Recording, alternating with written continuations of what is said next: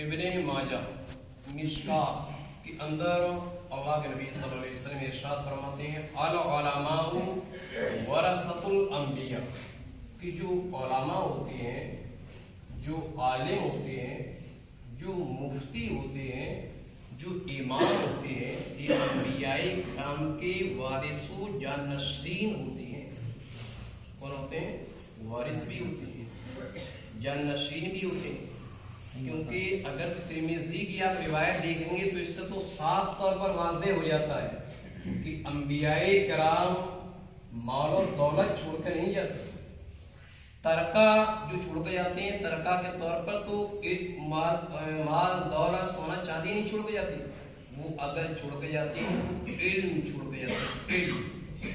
اسی لیے ابن ماجہ کے اندر کہا گیا العلماء ورثۃ الانبیاء، کہ علماء جو ہوتے ہیں انبیاء کرام کے وارث و جانشین ہوتے ہیں۔ تو جو وارث ہوگا، جو انبیاء کرام کی امانت کا وارث ہوگا، جو جانشین ہوگا، تو پھر اس کا مقام بارگاہ الہی میں کتنا ہوگا، کتنا مقام، کتنا درجہ ہوگا اس کا، کہ انبیاء کرام کا وارث کہا گیا ہے، اس کو جانشین کہا گیا ہے۔ قرآن کے اندر، قرآن مقدس پارہ 22 رکوع 16 کے اندر اللہ ارشاد فرماتا ہے انما یخشی اللہ بعبادہ العلماء، کہ اللہ سے جو ڈرنے والے ہوتے ہیں وہ علماء ہوتے ہیں۔ یہ قرآن کا آیت ہے، اللہ سے ڈرنے والے علماء ہوتے ہیں۔ عزیزان محترم، پھر قرآن مقدس پارہ 23 رکوع 15 کے اندر اللہ ارشاد فرماتا ہے قل هل يستوي الذين يعلمون والذين لا يعلمون، حبیب آپ فرما دیجئے ان لوگوں کو، کیا برابر ہو سکتے ہیں پڑھے لکھے اور ان پڑھ؟ جس طریقے سے ایک پڑھے لکھے اور بے پڑھ، ان پڑھ، جاہل، گوار برابر ہرگز نہیں ہو سکتے۔ علم والا اور بے علم یہ کبھی برابر نہیں ہو سکتے، اور جب علم والا بے علم برابر نہیں ہو سکتے تو جو بے علم ہے اسے اپنی حقیقت پہچاننا چاہیے۔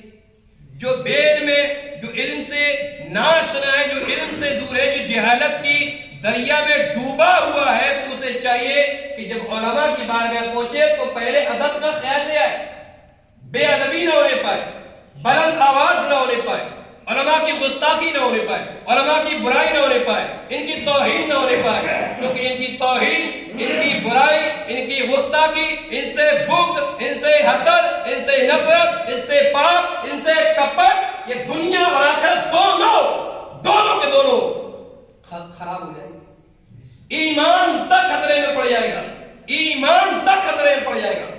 قرآن مقدس کے اندر اللہ ارشاد فرماتا ہے یا ایھا الذین آمنوا لا ترفعوا اصواتکم فوق صوت النبی، اے ایمان والو جب رسول کی بارگاہ میں پہنچو، جب رسول کے پاس حاضر ہو، جب رسول کی بارگاہ میں تم پہنچو تو ادب کے ساتھ پہنچنا، اور رسول کی بارگاہ میں اپنی آواز تک کو بلند مت کرنا۔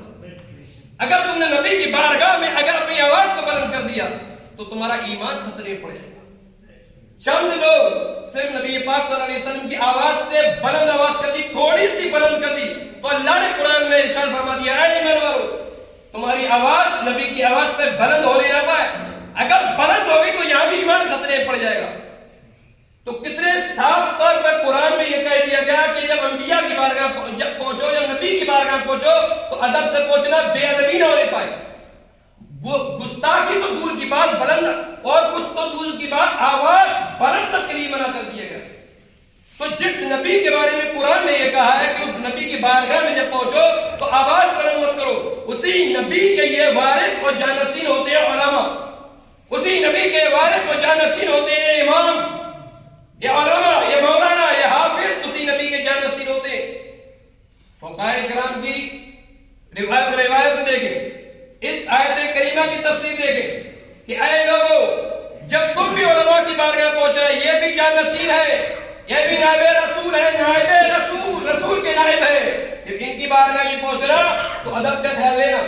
مولا کائنات رضی اللہ عنہ کی روایت دیکھیں، درۃ الناصحین صفحہ نمبر 33 کے اندر حضرت علی رضی اللہ عنہ فرماتے ہیں، مولا کائنات فرماتے ہیں کہ جو علماء کی برائی کرے، جو علماء سے بغض رکھے، تو دونوں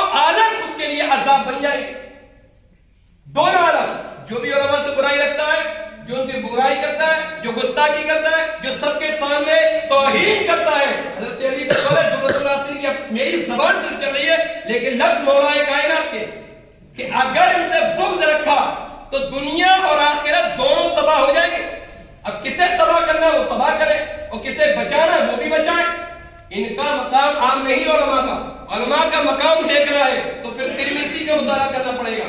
جب ایک ترمذی کے اندر روایت ہوتی ہے, اللہ کے نبی صلی اللہ علیہ وسلم فرماتے ہیں فضل العالمی علی العابد, فضل العالمی علی العابد کأدناکم, فضل العالمی علی العابد کأدناکم.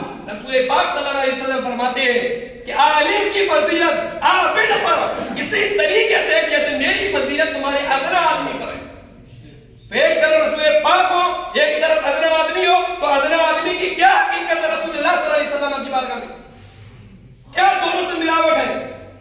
اور حضور فرماتے ہیں عالم کی فضیلت اسی طریقے سے ہے عابد پر. اور عابد کسے کہتے ہیں معلوم ہے؟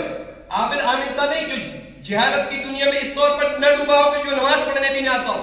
عابد اسے نہیں کہتے. عابد کا مطلب ہوتا ہے عبادت کرنے والا. عابد کا مطلب عبادت کرنے والا, اور جو عبادت کرے اس کے بارے میں تک فرما دیا, جو رات و دن نماز پڑھے اللہ کی عبادت کرے اس کے بارے میں فرما دیا کہ تمہارا بھی مقام عالم پر افضل نہیں ہے, عالم کا مقام تم سے بھی زیادہ ہے. بلکہ روایتوں کے اندر دیکھیے تو اتنا بھی دیکھ لو کہ ایک عالم کا مقام اگر تمہیں دیکھنا ہے تو عالم پوری رات سوئے, عالم پوری رات سوئے اور عابد پوری رات عبادت کرے, جب بھی عالم کا مقام اس سے کئی گنا بڑھ کر ہے. عابد کا سونا بھی عبادت, عابد کا سونا بھی نیکیوں میں. عزیزان محترم, تو اپنا گریبان جان کر دیکھیں. عالموں سے, علماء سے, اماموں سے بغض رکھیں گے تو نتیجہ کس کو مارے؟ ایک دن مجھے بھی قبر کے اندر جانا, اس عالم کو بھی جانا ہوگا, اس امام کو بھی جانا ہے, وہ تجھے بھی جانا ہوگا. دنیا سے تو بچ سکتا ہے لیکن رب کے قہر سے ہرگز ہرگز نہیں بچ سکتے تم. ایک عالم کا مقام دیکھنا ہے تو آپ پھر ترمذی دیکھتے ہیں. حدیث پاک کے اندر حضرت عبداللہ ابن عباس اس حدیث کے راوی ہیں کہ فقیہ واحد, فقیہ واحد اشد علی الشیطان من الف عابد. عزیزان محترم, اللہ کے نبی صلی اللہ علیہ وسلم ارشاد فرماتے ہیں ایک فقیہ, ایک عالم دین شیطان پر 1000 عابدوں سے زیادہ بھاری. ایک عالم, ایک عالم شیطان پر 1000 عابدوں سے زیادہ بھاری ہے. یعنی ایک شیطان پر 1000 عابد اتنا قابو نہیں پا سکتے جتنا ایک عالم پائے گا. اس علم کا مقام تم دیکھنا چاہتے ہو؟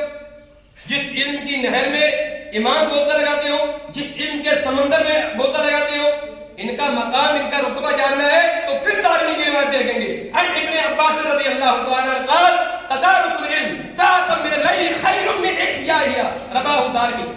دارمی کے اندر روایت ارشاد ہوتا ہے, اللہ کے نبی صلی اللہ علیہ وسلم ارشاد فرماتے ہیں کہ علم دین, یعنی دین کا پڑھنے والا صرف 1 گھنٹہ پڑھ لے, رات میں صرف 1 گھنٹہ اگر پڑھ لیا, 1 گھنٹہ, تو عابد پوری رات عبادت کرے گا. اس کا 1 گھنٹہ پڑھنا اس عابد کی عبادت پہ کئی گنا زیادہ بھاری. عزیزان محترم, یہ وہ روایتیں جو میں نے آپ کے سامنے پیش کی. مولا کائنات فرماتے ہیں کہ جو جہالت کی دنیا میں غرق ہو, جو جہالت کے سمندر میں غوطہ لگا رہا ہو, یہ مردہ ہے, مردہ ہے, زندہ نہیں ہے. اٹھا مولا کائنات کی روایت. حضرت علی فرماتے ہیں جو جاہل ہے, جو گوار ہے, جو علم سے دور ہے, یہ مردے ہیں, زندہ کون ہے؟ تب مولا کائنات فرماتے ہیں ہر علم احیا. مولا کائنات فرماتے ہیں کہ اصلی میں اگر زندہ کوئی ہے تو وہ اہل علم کی جماعت ہے. اہل علم, الناس موتا, الناس موتا, جاہل جاہل مردے ہیں. ارے الناس موتا, جاہل مردے ہیں. ہر علم, ہر عالم, ہر عالم احیا, وہ جو علم والے ہیں, جو علم والے ہیں, مولا کائنات فرماتے ہیں کہ یہی زندہ ہے. اب مردہ اور زندہوں کی حقیقت کیا ہے وہ آپ نے دیکھ لی. کس طریقے سے حدیث کے اندر ارشاد ہوتا ہے کہ یتیم وہ نہیں جس کے ماں باپ نہ ہو, یتیم وہ ہے جس کے پاس علم اور ادب نہ ہو. علم اور ادب نہ ہو یہ اصل میں یتیم ہے.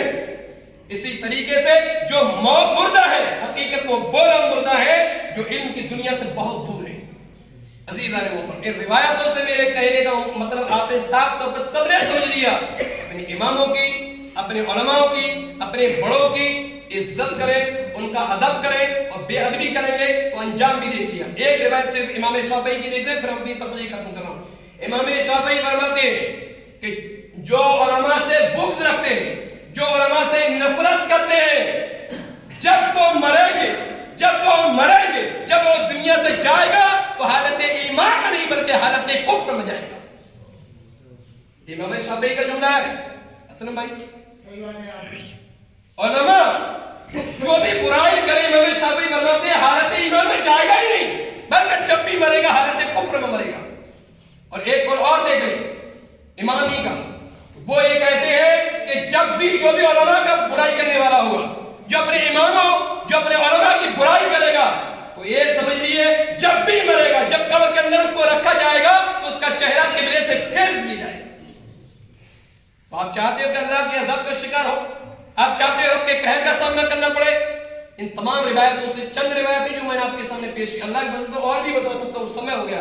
کہنے کا میرا مطلب یہ ہے اپنے علماء کا ادب کرے, اپنے اماموں کا ادب کرے. جس امام کے پیچھے نماز پڑھتے ہو تو اس کو تو اپنے بھائی سے بھی زیادہ چاہنا چاہیے, اسے تو اپنے خاص لوگوں سے زیادہ چاہنا چاہیے. کیا پوری زندگی کا منحصر تو یہ امام ہے؟ اگر امام ہی ناراض ہو گیا تو عبادتوں اٹھا کے ایسے چہرے پر مار دیا جائے گا تو پھر عبادت کرنے سے فائدہ کیا ہوا؟ اگر آپ چاہتے ہو کہ اگر نماز پڑھ رہے ہو, اگر عبادت قبول ہو تو اس کو راضی کرنا ضروری ہوگا. ایک طرف اس کو نفرت بھی ہے, ایک طرف عداوت بھی ہے, پیچھے نماز بھی پڑھ رہے ہو. ایسا تو منافق بھی پڑھا کرتے تھے رسول اللہ کے پیچھے, حضور نماز پڑھا کرتے تھے, منافق برائی کیا کرتے تھے. تو اللہ نے قرآن کے اندر ارشاد فرما دیا واللہ ورسولہ احق ان یرضوا ان کانوا مؤمنین, کہ اللہ اور اس کے رسول کا حق زائد تھا تو اسے راضی کرتے اگر ایمان رکھتے. یعنی اس قرآن کی تفسیر کا معاملہ یہ ہے کہ اللہ اس کے رسول کا حق زائد تھا. مطلب یہ تھا کہ اگر تم مومن ہو تو تمہیں تو یہ ہونا چاہیے کہ اللہ اس کے رسول کو راضی کرو اور تم برائی کر رہے ہو. اللہ نے فرما دیا حبیب یہ منافقین کو باہر نکال. تو اس لیے میری آپ سے ادب سے گزارش ہے علماء کی قدر کریں, اماموں کو مقام ان کا رتبہ